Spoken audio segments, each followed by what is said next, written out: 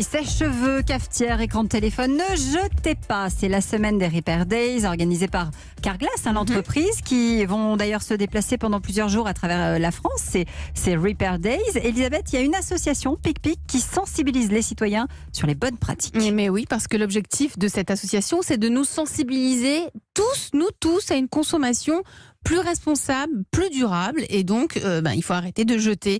On peut tous trouver un objet dans un grenier ou au fond d'un tiroir que l'on n'utilise pas ou plus, et plutôt que de le jeter, on ferait mieux d'aller le réparer. Et une association participe activement, ça s'appelle PicPic Environnement. Bonjour Caméra Visic. Bonjour à tous. Bonjour. Merci d'être avec nous. Vous êtes la directrice de PicPic Environnement.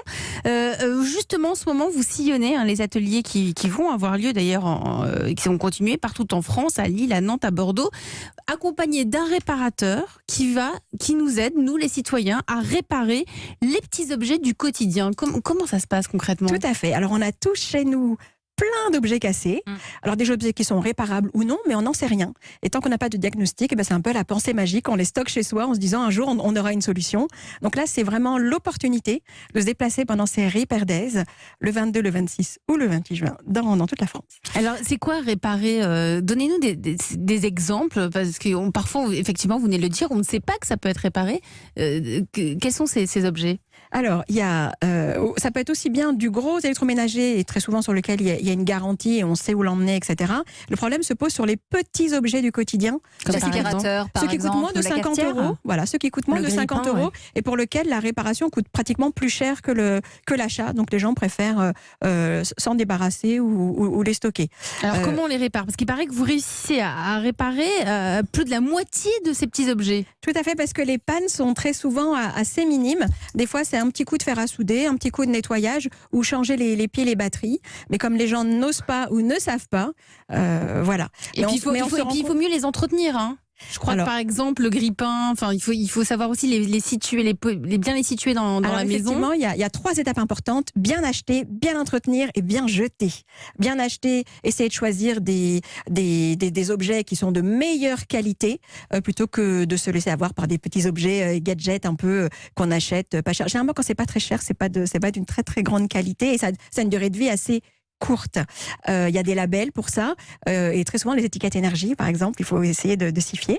Bien entretenir, on s'en rend pas compte, mais une bonne utilisation de l'objet, ça fait qu'il va durer plus longtemps. Exemple, le téléphone portable, si on le met à charger non-stop, la batterie va s'abîmer plus vite. Le sèche-cheveux qu'on colle trop près des cheveux et qui s'abîme, etc., etc. Donc vous allez nous apprendre aussi les gestes pour qu'ils ne tombent pas en panne. Pour limiter la panne, en tout cas. Limiter la panne, augmenter leur durée de vie. Donc déjà, mieux l'acheter, mieux l'entretenir. Et après, en fin de vie, quand il sera vraiment plus utilisable, le mettre dans la bonne poubelle, parce qu'on entend beaucoup parler de la problématique des déchets en ce moment, et les déchets électriques et électroniques sont une vraie plaie. Donc il faut vraiment les mettre dans la bonne poubelle ou à la déchetterie. Le coach Frédéric Mazella. J'ai plein de questions. Alors, d'abord, bravo de pousser cette thématique très importante, parce que je trouve qu'on surconsomme évidemment et que on oublie que la meilleure solution, c'est quand même de réparer. C'est-à-dire d'abord on répare, après éventuellement on répare et on réutilise, après on recycle et après éventuellement on composte pour certaines choses, mais faut quand même penser que la meilleure utilisation, c'est de réutiliser. Alors j'ai plusieurs questions. La première, c'est que très souvent pour réparer, il nous manque une petite pièce. Une pièce détachée. Alors je sais pas, je pense par exemple aux valises. Quand vous avez une roulette sur une valise qui est cassée, vous faites quoi ? Donc où est-ce qu'on peut trouver les pièces détachées ? Attendez, j'ai plusieurs questions. Ensuite, la collecte de tous ces objets-là. Il nous reste une petite minute, Frédéric, donc ça va être dur. Mais après, comment ces objets-là sont collectés au quotidien ?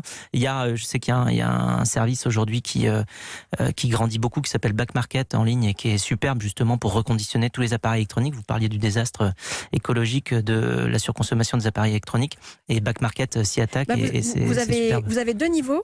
Vous avez les niveaux des professionnels, et c'est ce qu'on essaye de faire avec la tournée des Repair Days organisée par Carglass, c'est de faire connaître les artisans locaux. Les gens sous-estiment complètement les artisans locaux, le petit couturier, le petit artisan du coin. Le but, c'est de faire connaître justement les ressourceries, tous ces lieux très, très locaux.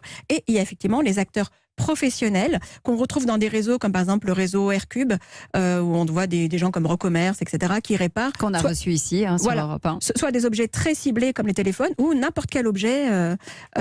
Et sinon, dernière étape, plutôt le niveau bénévole, ce qui s'appelle les Repair Cafés, où là, c'est des gens, des particuliers, qui apprennent entre eux. Merci à PicPic Environnement d'être venu nous parler de ces Repair Days. On peut réparer, c'était la preuve avec vous. Merci à Frédéric qui avait encore beaucoup de questions mais qui va les poser hors antenne. Et nous on se dit à demain. Je voudrais juste vous signaler que la France des solutions démarre le 13 juillet sur Europe 1 le samedi. Venez nous donner vos initiatives, celles qui nous rassemblent. On vous met évidemment l'adresse sur le site d'europe1.fr.